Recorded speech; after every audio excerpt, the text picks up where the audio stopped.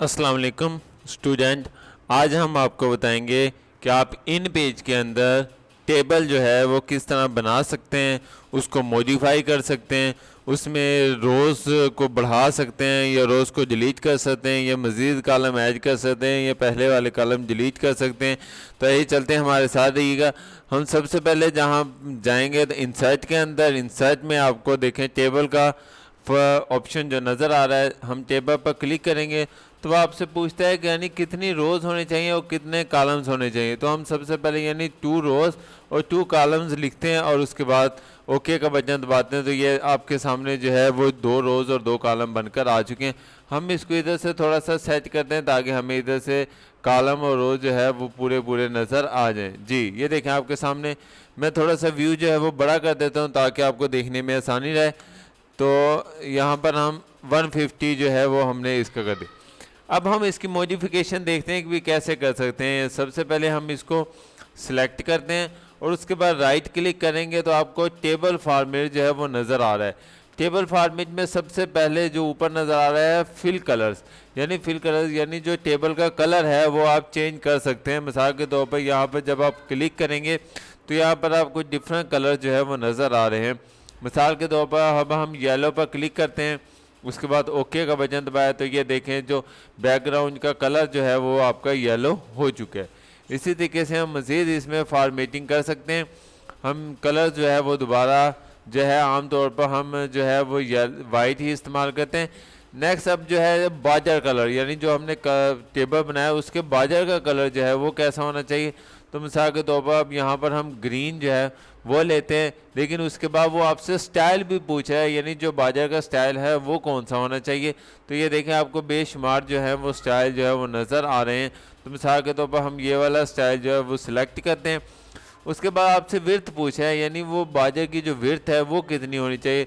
तो 1 PT भी हो सकती है, 2 PT भी रख सकते हैं या इससे कम भी। तो हम जो है वो 2 PT रखते हैं और उसके बाद ये देखें ओके का बटन दबाएंगे तो ये देखें आपके सामने यानी वही डिज़ाइन जो है वो जो हमने सेलेक्ट किया था वो आपके सामने बनकर आ चुका है।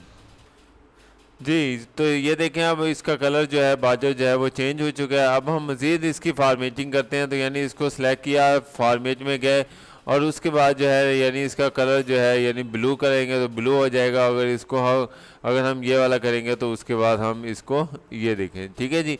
तो हम ये इसके अलावा अब हमने जो रोज़ है अगर हमने ऐड करनी है तो इसके कई तरीके हैं।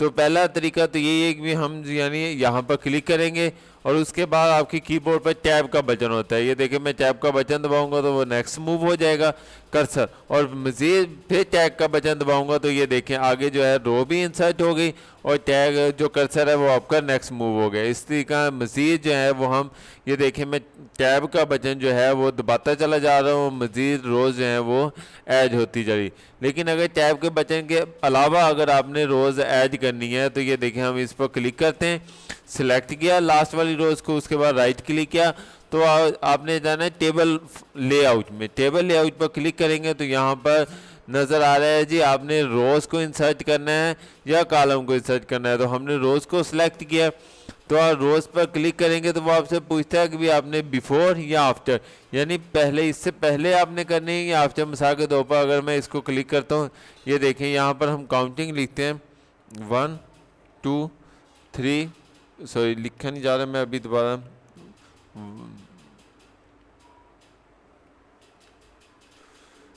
तो जी देखें हम सबसे पहले इसकी इंग्लिश जो है वो चेंज करते हैं।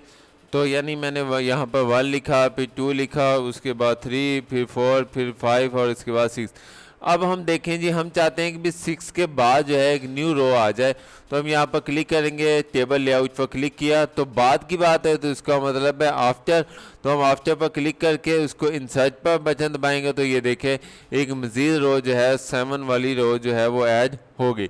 इसी तरीके से अगर हम डिलीट करना चाहते हैं या बिफोर, मिसाल के तौर पर हम चाहते हैं कि भी 6 से पहले रो आ जाए तो हम सिलेक्ट किया, उसके बाद बिफोर पर क्लिक करेंगे और उसके बाद इंसर्ट पर क्लिक करेंगे तो ये देखें मज़ीद रो जो है वो ऐड हो गए। इसी तरीका हम मज़ीद रोज़ जो है वो डिलीट भी कर सकते हैं। मिसाल के तौर पर मैं ये 2 रोज़ जो है वो सिलेक्ट करता हूँ 3 और 4 और उसके बाद राइट क्लिक किया, टेबल लेआउट पर क्लिक करते हैं और उसके बाद डिलीट के बटन पर क्लिक करेंगे तो ये देखिए हमारी 3 और 4 जो रोज़ है वो डिलीट होगी। इसी तरीके से अगर हमने कॉलम डिलीट करना है या ऐड करना है तो वो भी हम ऐसे ही कर सकते हैं। ये देखें कॉलम को मैं सिलेक्ट करता हूँ, उसके बाद मैं टेबल लेआउट में जाता हूँ और उसके बाद कॉलम पर क्लिक किया और डिलीट के ऑप्शन पर क्लिक करूँगा तो कॉलम जो है वो आपके सामने डिलीट हो चुका है। और अगर हमने इंसर्ट करना है तो सेम ऐसे ही, यानी हमने सेलेक्ट किया, टेबल लेआउट पर क्लिक किया और उसके बाद हम इंसर्ट कॉलम पर क्लिक करेंगे, यानी कॉलम पर क्लिक किया और इंसर्ट पर क्लिक करेंगे तो ये देखें आपके सामने कॉलम बनकर आ चुका है। तो उम्मीद है आपको आज का लेक्चर समझ आएगा कि भी हम टेबल को किस तरीके से ऐड कर सकते हैं, उसमें रोज़ ऐड कर सकते हैं, डिलीट कर सकते हैं, कॉलम ऐड कर सकते हैं, कॉलम डिलीट कर सकते हैं, या उसके कलर्स जो है वो कैसे ऐड कर सकते हैं। अपना ख्याल रखिएगा। अल्लाह हाफिज़, फ़ी अमानिल्लाह।